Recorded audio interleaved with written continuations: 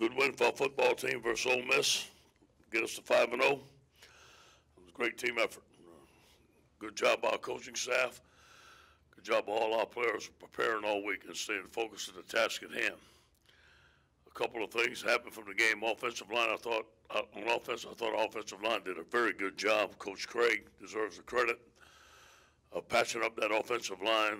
Adrian McGee played well. Donovan Campbell played his first game for the Tigers, played very well. Cole even got a couple of shots in there, and he's from Mississippi. I thought it was big for him to get in. Rushing for 281 yards, passing for 392. Joe Burrows obviously had a tremendous night, fourth highest in school history in total yards. Again, no interceptions for the fifth game in a row. I thought our receivers had their best game. We've been waiting for that breakout game. Jefferson, 5 catches for 99 yards, 2 touchdowns. Sullivan, 5 catches, 50 yards. Rayson McMath, I thought he had a very good game, and it's good to see the 2 young receivers making plays. On defense, you got to give the credit to our defensive backs. I thought they played an excellent game. Give a credit to Dave and Corey and Bill for a tremendous amount of work all week on the different coverages. That first interception was something that we planned. They talked about where to put Grant in the post so rather than play him on the nickel, and that was the decision to make because we thought he could make that play, and he did. Not a tremendous game by Grant, but 178 yards passing. Those guys did a tremendous job. I just saw Greedy, he had 10 tackles. How about the play of Grant dealt with 5 tackles, 1 interception, 1 sack, 2.5 tackles for loss, 1 pass breakup, and 1 quarterback hurry. A tremendous night by him. Special teams were solid. We only had to punt one time for 44 yards. It was 7-8 of touchbacks. So tremendous night by offense. On defense, we need to improve on the turnover ratio. Obviously, the 2 turnovers on offense were in the red zone. Unlike us on defense, they ran the ball for 150 yards. We have to work on our fits. We have to work on our play up front, and we need a better pass rush. On to the Florida Gators. Obviously, a great challenge for our football team to go on the road again to the Swamp. Our guys are looking forward to this challenge. This is a big game for the LSU Tigers, and I know it's a big game for the Florida Gators. We're +7 in the turnover ratio. They're +9. Okay, we're going to have a battle there. On offense, Dan Mullen, John Hevesy is guys I've known. They were graduate assistants with me at Syracuse. They do a tremendous job. Dan had a great game plan against us last year, and I'm sure we're going to see a lot of the similar things. He knows how to scheme defenses. He knows the defense we run. We have to be prepared for him. He wants to run the football. He has 3 good running backs. He has a good quarterback in Felipe Franks and a strong offensive line. They're averaging 35 points per game. Van Jefferson's a good receiver, a transfer from Ole Miss, and so is Freddie Swan. The strength of their team is their defense. Todd Grantham is a friend of mine. He's a defensive coordinator, a defensive line guy. Him and Sal Sinceri coach those guys. They attack. I think they lead the conference in sacks. They're very aggressive. This is going to be the best defense we've faced so far this year. They're based out of a 3-4. They only give it 14 points per game.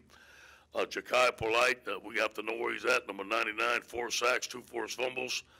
Jabari Zuniga, defensive end, 3 sacks, 2 tackles for loss. And Joe's the leading tackle on the team with 24 and 2 pass breakup inside linebacker, number 11. They're very fast, quick, and solid on special teams. This is going to take a tremendous effort from our football team.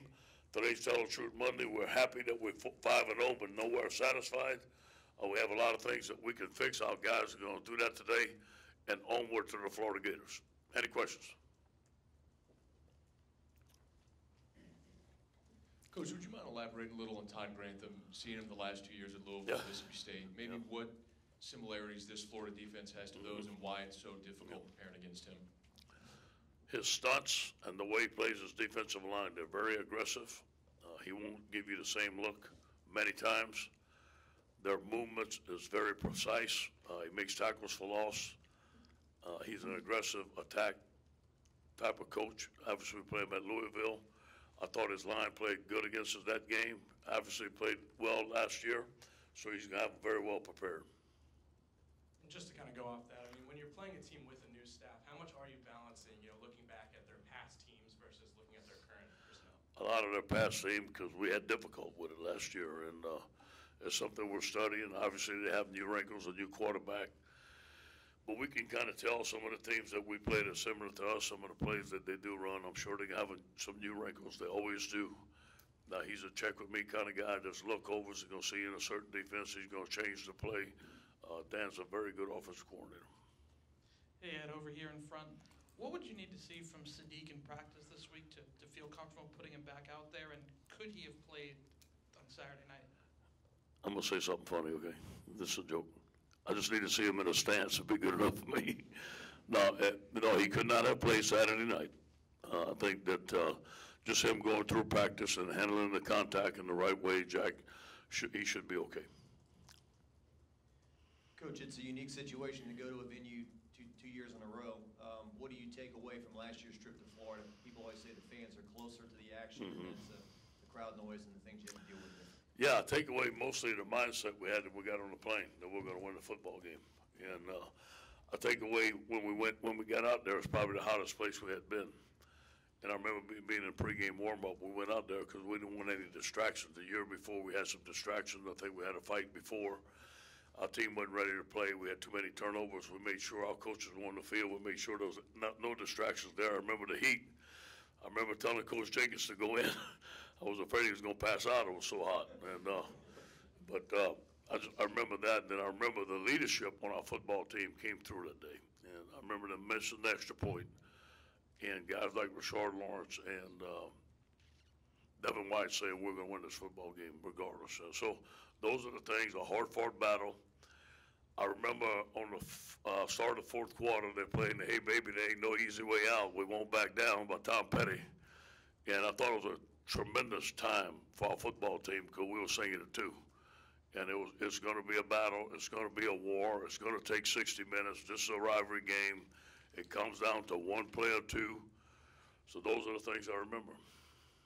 Coach, in the back right here, with the fourth down decision this last game where you got him on the hard count, Yeah. you were originally out looking like you were going to punt in the timeout. Yeah. Then you decide to go for it. Earlier, you talked about how you have a kind of, I don't know if the book's the right word, but a book that you basically look at and Yeah. kind of gives you the odds. Like, how Yeah. did that decision come about? Well, it was a prime decision to do it. I thought about doing it before I sent the punt team out. So we sent the punt team out and I said, you know what? We should try to draw them off sides. And they called a timeout. So we said, perfect. And, I have some guys on the sideline that help me with game management. And some coaches say, hey, listen, let's try to draw them off sides. I said, yep, let's go do it. And we did it, and we drove for the touchdown. It was a great call. It was a staff decision. Coach, over here, what is it about Dan Mullen when he gets with these quarterbacks that Yeah. they somehow, they're much improved? I think Yeah. we saw, Felipe Franks had his struggles last year, and all of a sudden now this year, he just looks like a different guy. Can you talk about his transformation from last year to this year, and the Dan Mullen effect? Yeah, first of all, he's a good quarterback coach, obviously, with all the quarterbacks he's coached. But, he finds the skills that they can do, and he runs the plays that they can run. I think he's very good at identifying those skills and very good at adapting the offense to what they can do. I think he has a certain game plan of what he wants his offense to look like that makes concessions according to what his quarterback has. Hey, down here. You guys have seen some evasive quarterbacks past couple of weeks. What do you see in Felipe, and just what kind of ways can you contain a guy like that? Well, he's running the ball a little bit better, obviously. Making good decisions. Dan's a big quarterback run, play action pass guys. Short, easy throws, then throw the deep ball. Dan will give him the throws that he can make, obviously. He can't make all the throws right now, but later on in his career, I'm sure he will. But Dan's giving him the throws that he can make. There were reports a few years ago that Dan Mullen pursued you a little bit. I guess, how much did you consider that at the time? Dan's a friend of mine. When I was out for a year, I went up there to speak at their clinic, and I spent a couple of days with their staff. Was very impressed the way they coach, very impressed with their defense. Spent a couple of days up there. I did an interview with him. He did not offer me the job, and I'm glad because I ended up at LSU. So it all worked out. Yeah, no, you're right. Could you give an update on Lloyd Cushenberry? Lloyd is very questionable for the game. We'll know more towards the end of the week. Ed, front left. You mentioned the improved play of the receivers. How important is it for your offense, for those guys, not just to catch the ball, but to make plays after the catch like they did? This is our biggest game, yards after the catch, so that's a good observation on your part. I thought Jefferson did a great job of yards after the catch.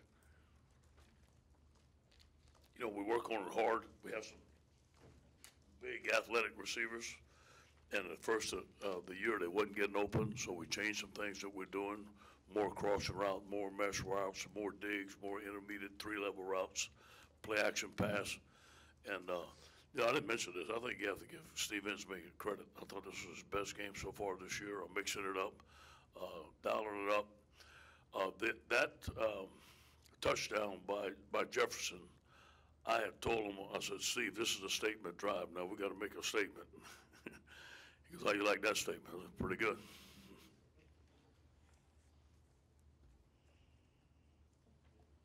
Ed, where did Stephen Sullivan make his biggest jump, and what has gotten him to this point where he's kind of wallowed a little bit for the last 2 years? You know,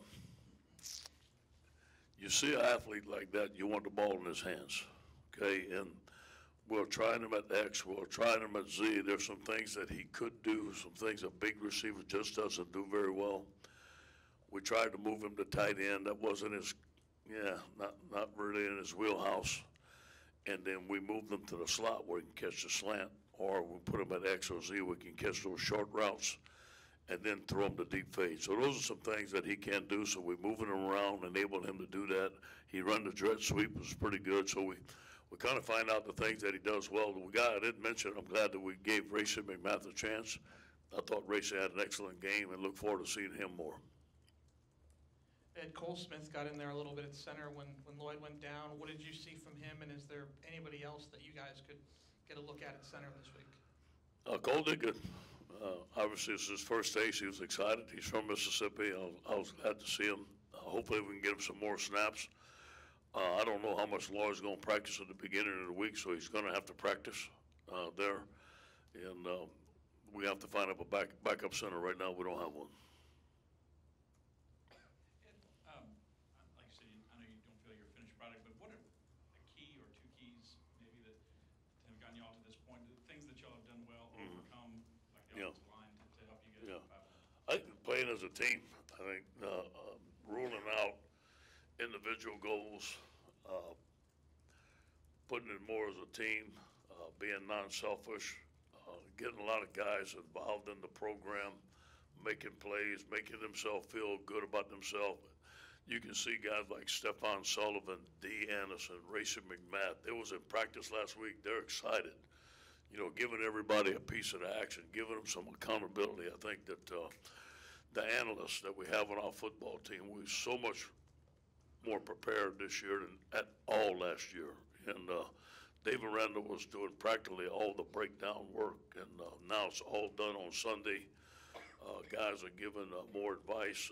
We meet more as a football staff this year than we ever have.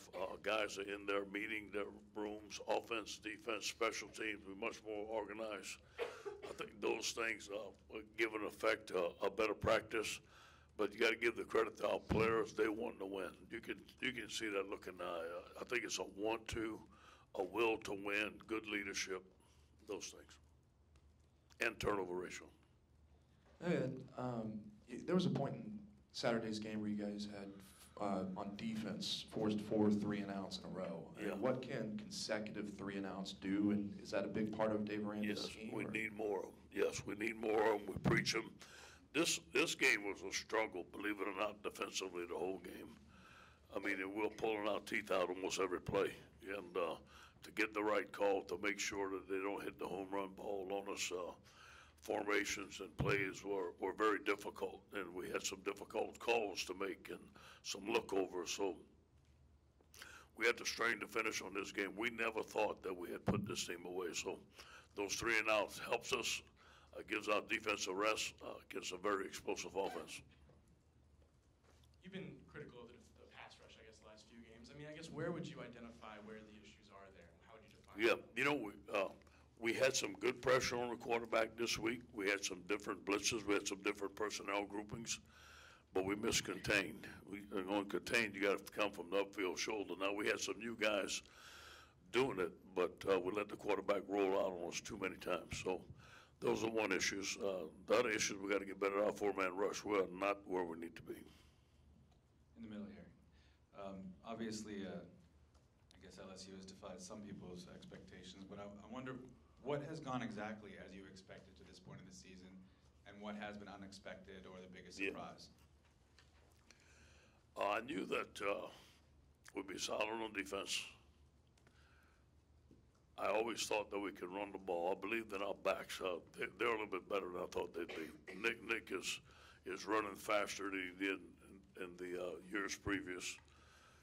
Clyde is about what I thought he was going to be. I thought Clyde would be a really good player. Joe is making progress every week. I believe that the passing game that you saw against Ole Miss is the one I expected all year. I totally believe in Coach Ensminger's ability to get people open and make plays, call plays. I believe in Jerry, and I believe in Mickey, and I believe we have a great set of receivers. So we finally got the receivers in the right spot. We finally doing the right plays to get the receivers open. So I think that's the biggest improvement we're making. On defense, the play of Christian Fulton and Calvin Joseph is important to us. They still need to continue to make progress. I think one of the biggest surprises to me is Jacob Phillips. He is playing outstanding football. I knew he'd be a good player. I didn't know how fast he would mature, and he has matured. I think he's one of our best players on our team. And then the biggest surprise to me is the play of Grant Delpit.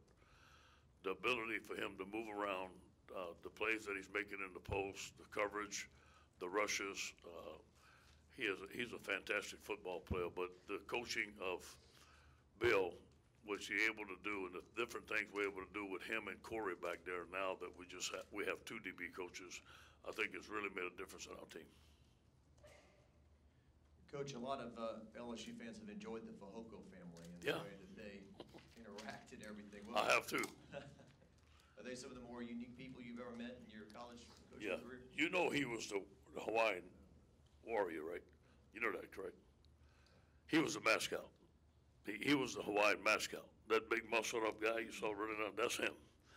And I remember on his visit, Braden came here to get coached. And on his visit, obviously Pete and I spent a lot of time with him. And I walked into the weight room, and he had a 120-pound dumbbell. And he was curling it for sets of 20. I said, well, if I sign his boy better play, I'll tell you that. But Miss Linda was great. They're great people. I love their culture. I love everything about, they bring a lot of energy. They bring a lot of family to our football team. Very important to us. And you mentioned Grant Delpit's play. Could you talk a little about how dynamic of a player he can be and how important that is to the defense? You said he was a big part of Saturday's game plan as well. Big part, yeah. We can move him around. We can do a lot of things, personnel groupings. And with all the spread offenses that we're seeing, you need to move you guys around. We need to put more speed on the field. And he's given us more speed in the pass rush. He's given us better coverage. Again, those were some very good receivers we were playing against. We played them in the post.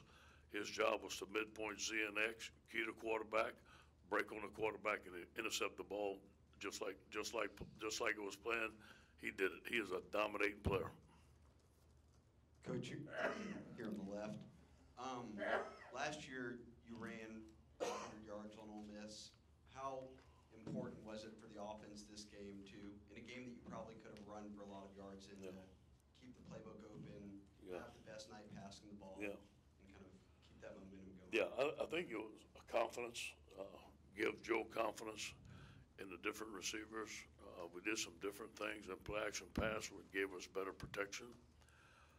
The ability to have Racing McMath as a receiver and a slash move tight end is just like getting a free agent because he was not playing at wide receiver. And now we moved to a different position. He can be an excellent player. D. Anderson, the play of Sullivan, those guys are coming alive. So we have more guys we can give the ball to the way we're running the ball. And then the play of our offensive line. Now we create depth We have our starters come back. Hopefully Sadiq's back this week. Hopefully Garrett's back in the next couple of weeks. Now we have depth. We can rotate those guys. It's been a big advantage. I give all the credit to Coach Esminger and the development of Joe Burrows. I think Joe is a quarterback that's very smart. You saw the way he can run the football. Obviously, we would love to run him a little bit more, but we only have 2 quarterbacks, so we need to be careful. So all those things are coming into play, but we're going to be challenged more than we've ever been challenged this week by the Florida defense. Ed, on your right. Do you think the band should play neck? What's that? Do you think the band should play neck? You know, that's not my business. You know, I kind of like the song. I don't like some of the words of it. I got to say that. I don't like some of the words. I like the tune. I think it gets everybody fired up, but that's not my business. I was actually just kidding, but you just talked about it. I was hoping you could elaborate a little on Racy and that tight end, what he adds, what dimension he adds to the offense. Speed, ability to catch the ball, mismatches, and you know, Racy's 220. He can block. He can block. He's physical and he's tough. And again, here's a young man that's hungry and wants to play. Now he's getting a chance to play. So they bring a tremendous attitude at practice. Coach, right here. Burrow's running ability, was that something that you guys knew he had in him before you got him? I mean, obviously you kind of knew he was a little athletic, but utilizing him so much, was that kind of a pleasant surprise once he got here? Or did you kind of know that all along? We knew it all along. I'm the one that's a little apprehensive of doing it. I think Coach Esminger wants to do it a lot more. And obviously, I want to keep him healthy. But we knew he can do it. Thank you, guys.